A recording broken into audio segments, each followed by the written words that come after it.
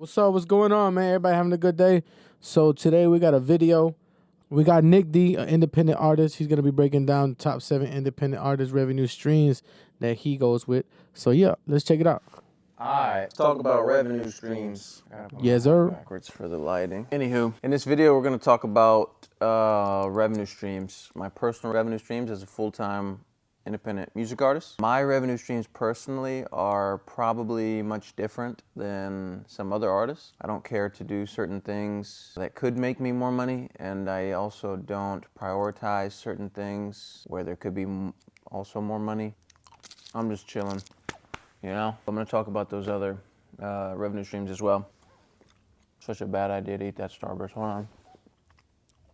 I didn't think it through. My fault. First, for those who don't know me, my name is Nick. I'm an independent artist with give or take 4 million monthly listeners on Spotify. It's been going up lately. Let's talk about revenue streams. I just like to talk about growing as an artist and sharing things that have worked for me so that others can grow as well. So let's dive into it. My personal revenue streams as an independent artist from least to greatest. Number 7 will be YouTube AdSense. So money generated from ads that are placed on YouTube videos, whether that be music videos, lyric videos, or even these videos that I'm making here. There are artists making a ton of money on artists that I know pulling 20, 30, 40K a month just on music and lyric videos alone from the AdSense on their YouTube channel. So lyric videos, bro. There's a world where that can be someone's main focus. Number 6, for me personally, lyric videos, bro? Man. Is merchandise. Now I don't do a ton of it anymore. I shut down my merch store. I used to have it was feelsright.shop, and it would just be constantly there. People could go there anytime, order merchandise. Now I'm moving in the direction of just drops, like limited quantity drops, so that and I'll explain why. So we had merch here. We would keep blanks. We would keep, we made all our merch here in-house as far as printing it. So we would buy blanks, we'd keep blanks on hand, we would keep inventory. It's a big investment to keep the inventory. And then when we would sell a piece of merch, we would then buy a new blank to always know and make sure that we had quantity on hand. That's what we just kept always a minimum amount on hand so that when it would sell, we know that we would have it. Now, what that did was the margins were just super low on it. It was cool because I hired my brother to fulfill the packages, and my wife ran the the printing and labeling and sending out to the mail and stuff. So it was like people around me were working it, and it's providing jobs from family members, which is cool. But all in all, it was just a little bit more work than it was worth for me personally and for us personally. To the other side of that, if I'm just to do drops only, like 100 item, like if I just 100 hoodies, I make them, I put them out. 100 hoodies there. When they sell out, they're gone. You'll never see them again. That's easier for me to track, right? Hey, I like that idea though, no lie, cause that's what a lot of these big brands do anyway. Like the Supremes, the Jordans, the Yeezy. Oh shit, hey Yeezy, bro, don't sue me, bro. No, but check this out. I mean Adidas, bro. Adidas, man, don't sue me.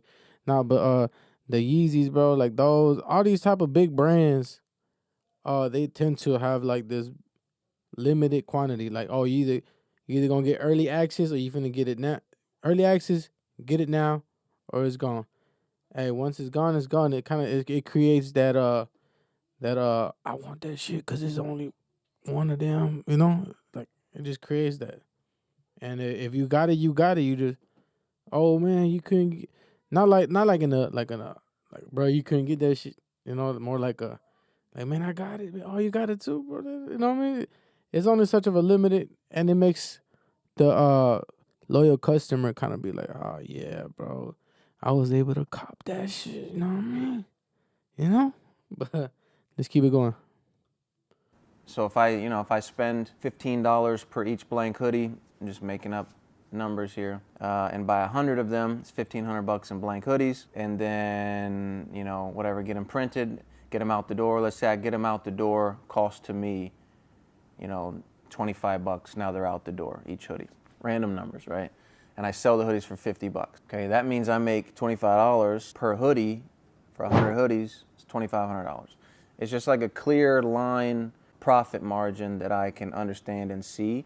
And then when everything is sold out, there was profit. But that's the direction I'm moving in as far as my merchandise, and that's why my merch store is shut down and I don't keep it open anymore. It was just a lot of work, and it was a lot of stuff sitting on shelves all the time that cut into the margin of, running a well-oiled, profitable merch business. Number 5, revenue stream number 5 on the way up to number 1 here is Grouped.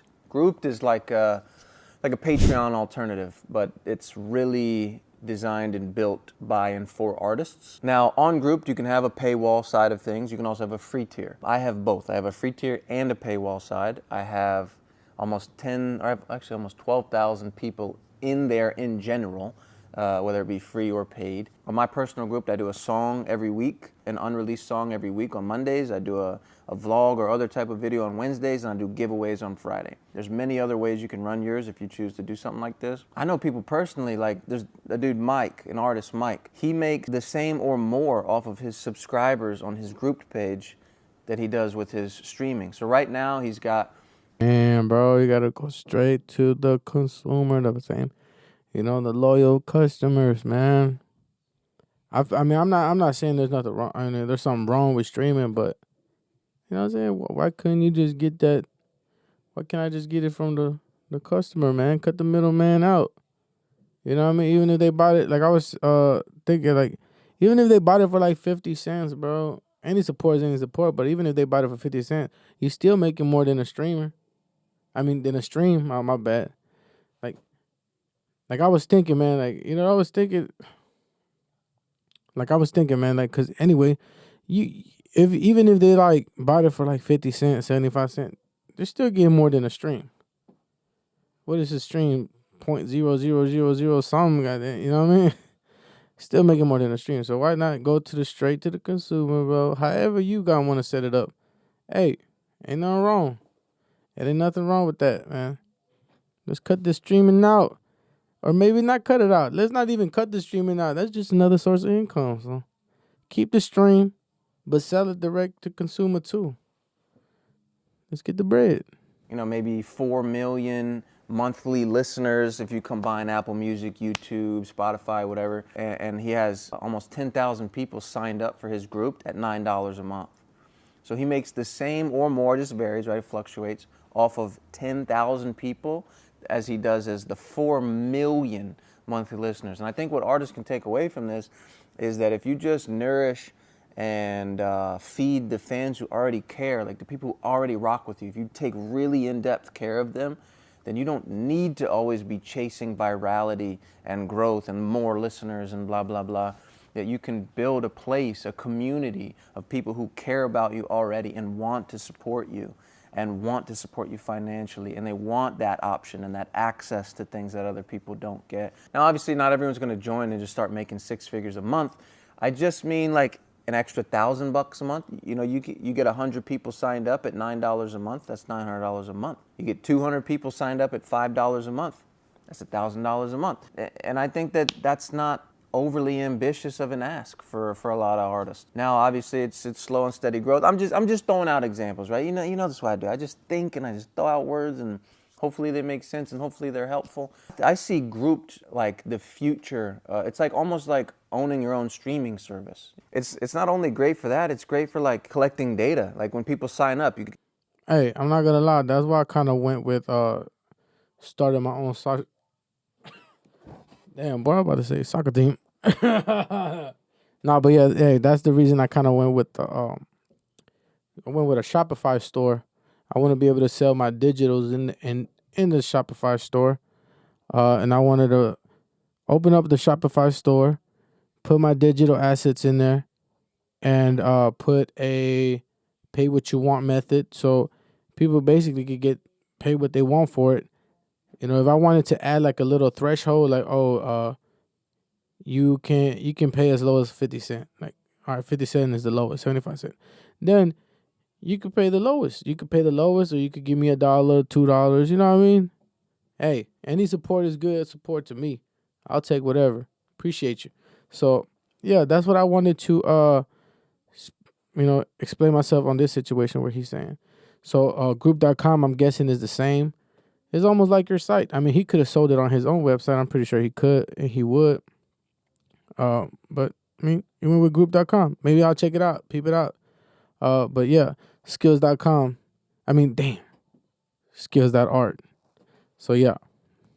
Get their phone number, their email address. So next time you drop merch, like I know an artist who dropped merch on his group page, sold out 90% of it before he had to post it on social media. I know an artist who started his group page, only has a free side, but announced his tour on there and sold out, I don't know, like a handful of the cities just from his group post. He didn't even have to post on social media. So I just mean, like, the people that take the time to go sign up for something like that for you, they care. And it's like, just like getting this community of people who are wanting to buy show tickets, to buy merchandise, to support you financially with your songs. You get them in one place, and it's just like you build a community in there. It's got discussion tabs. It's got, anyway, I'll make a different video on like what it all has to offer if you want me to another time. But grouped as like a, you know, that idea of having your fans support you directly is a wonderful idea, and I do think it's the future for independent artists, right? To allow people to support you directly instead of, you know. Hey, anybody checked out group.com? Hey, I'm gonna check it out too, but if you checked it out before, drop a comment. You know, relying on the streaming payouts, you know. So anyway, that's number 5 for me.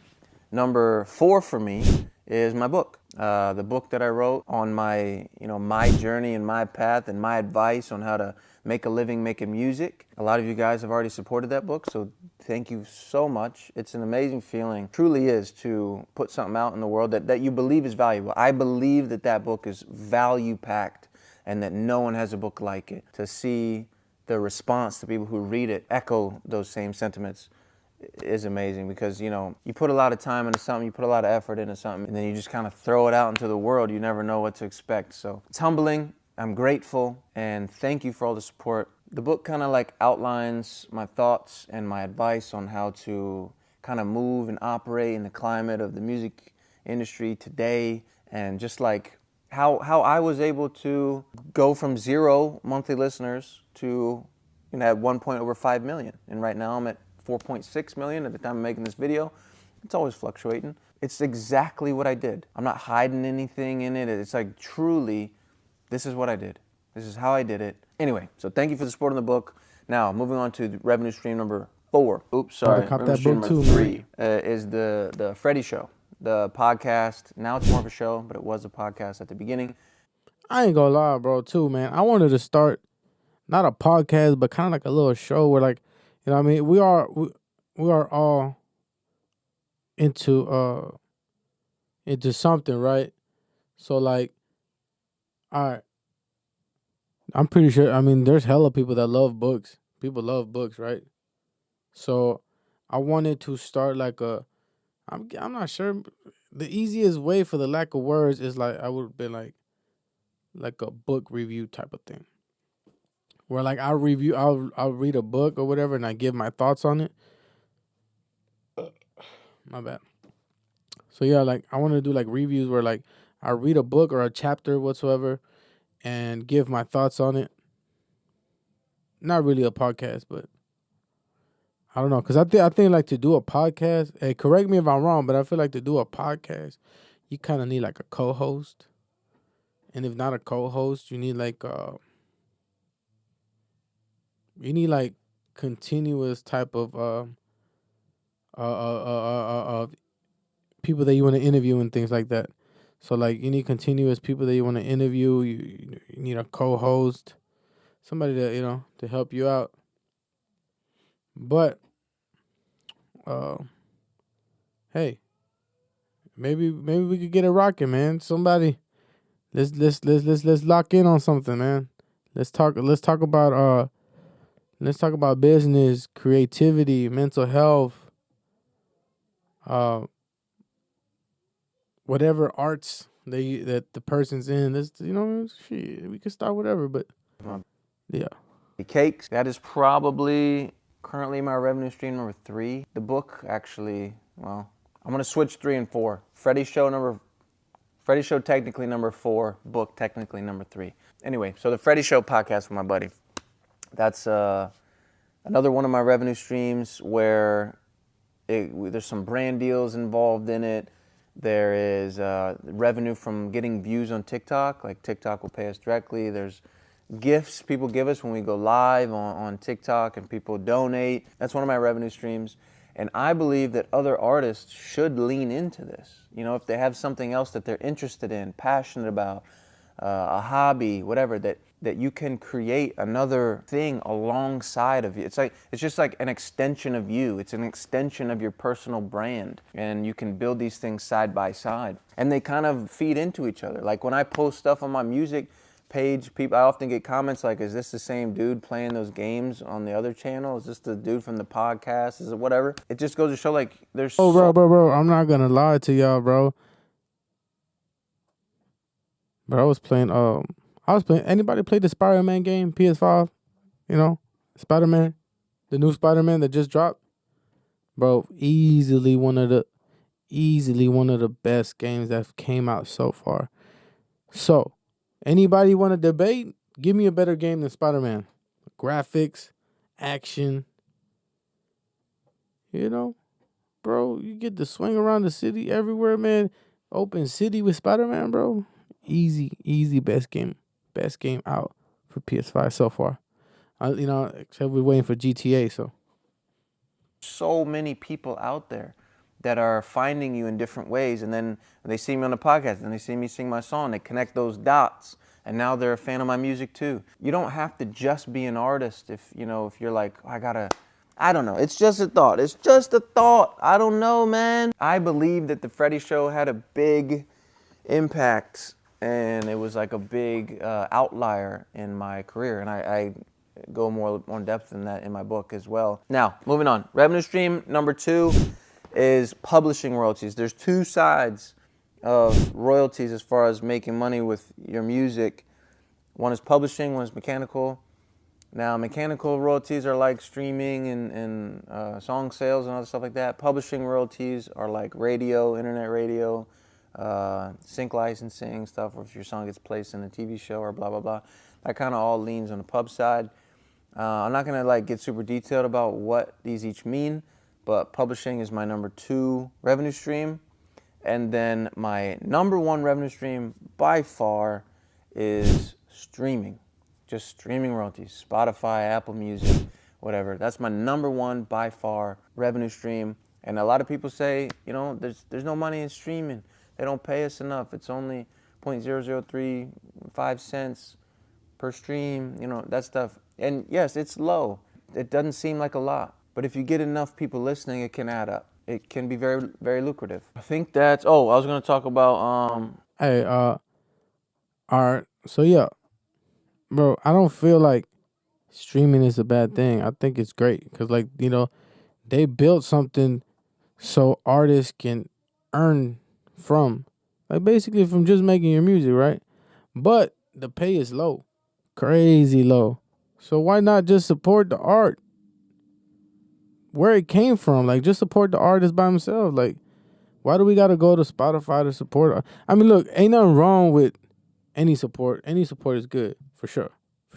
But, I mean, just, let's just pay what you want. Pay 50 cents. Pay $1. It's all good. I mean, I'm just saying.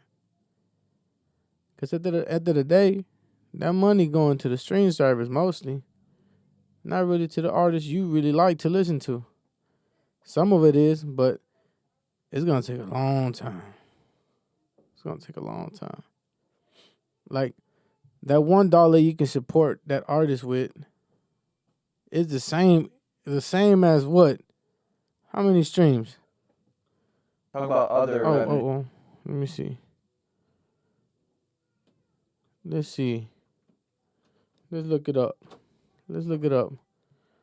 How many streams to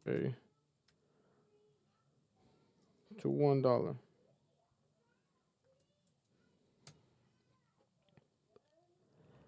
All right. Here we go. So, man, look. Why not just support the artist directly? You see it right there on the screen. Man, come on. Like, even if you pay them 50 cents, it's not even near 200 streams, 333 streams to make it. And it just depends per DSP, per platform. So give the artist his 50 cents, $1, and let's not wait to give them 200 listens. Hey, I'm just saying, man. Support the artist, not the stream service. But we love the streaming service too. There's nothing wrong. No hate. It's all love. All support is good support. Revenue streams that don't necessarily apply to me that are actually big parts of other independent artists or other artists in general. And those are touring, brand deals, selling features, sync licensing, and even like Facebook Reels bonus. Like people post videos on Facebook, they go get a million views on Facebook, and Facebook will pay you for those views. I know an artist who's making.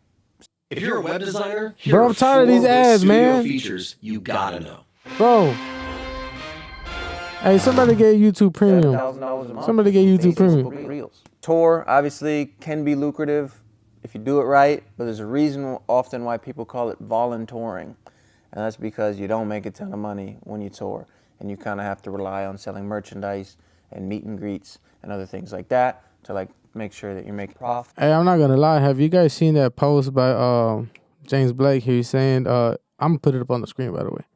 Well, yeah, he was explaining about the whole streaming situation and how labels want to get more out of the artist, but they want to sit there and wait until the artist goes viral. And then he got to the point where he said that touring is crazy because touring is getting crazy expensive. So like, they're spending a little money unless you're like the major, like crazy. I'm talking about like Ye or the Drakes or the J. Coles or the Kendricks, people like that. You know what I'm saying? So yeah, it's getting. I'm pretty sure it's even mad expensive for them. So they gotta bring that back. You know, they gotta bring that money back. Gotta bring the money back, man. Can't let it go. So you know, it's an investment though. So yeah, making it profitable.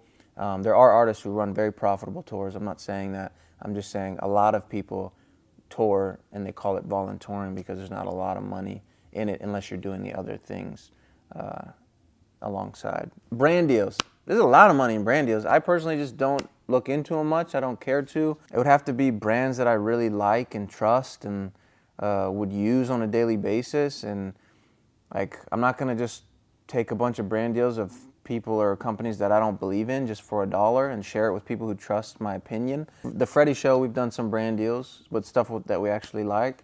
And it's not that I wouldn't do it. I just don't like put a lot of thought into it, a lot of energy. I don't have a brand person. That's the part with me is like I don't have anybody. I don't have management. I don't have label. I don't have a brand dude. I don't have whatever. I don't have it, you know? So it's all kind of on me, and I can only have so much time in the day, and it's just not where my priorities lie. So maybe one day I'll start diving into the brand deal scene. I'll update you guys on how that is, but for me personally, I don't do many of them. I do know artists that crush it in this world, you know, 5 figures, 6 figures, 7 figures in brand deals annually. Selling features. I don't really do many features at all. But, you know, that could be lucrative too if you decide to like go be the featured person. An artist that I know personally does a bunch of features, and it really helps supplement income when streaming's low or when, you know, just whatever. And then sync licensing. I've never dove into this. I would like to be a part of this. So if I find somebody, you know, that I trust, that can help me out with, you know, getting into TV shows, it'll be Netflix series or commercials or whatever, just having my music. Basically, sync licensing is having your music placed in these things, right? Having your music in a a movie trailer, or in the back of a TV show, or played during a commercial, or yada, yada, yada. That's sync licensing. And how the money works on that is you'll usually get up front a sync fee. It's just like a fee to pay you, hey, there's this. And then you... Hey, man. I've always wanted to get into the syncing licensing world. I just never really like dove deep into it. Like yo, like I'm gonna dedicate this whole month, and man, I gotta figure out how to get one sync, or not even one sync, or maybe just get in contact with somebody. Figure out this whole month I just want to get in contact with somebody in the sinking world. Just one person. That's it. Like maybe if I sit down and do that, I think I could make it happen. Like it's something that I've it's been in the back of my mind, even in the front of my mind, but I've never really went towards it. Like features is not really like my thing. I believe so.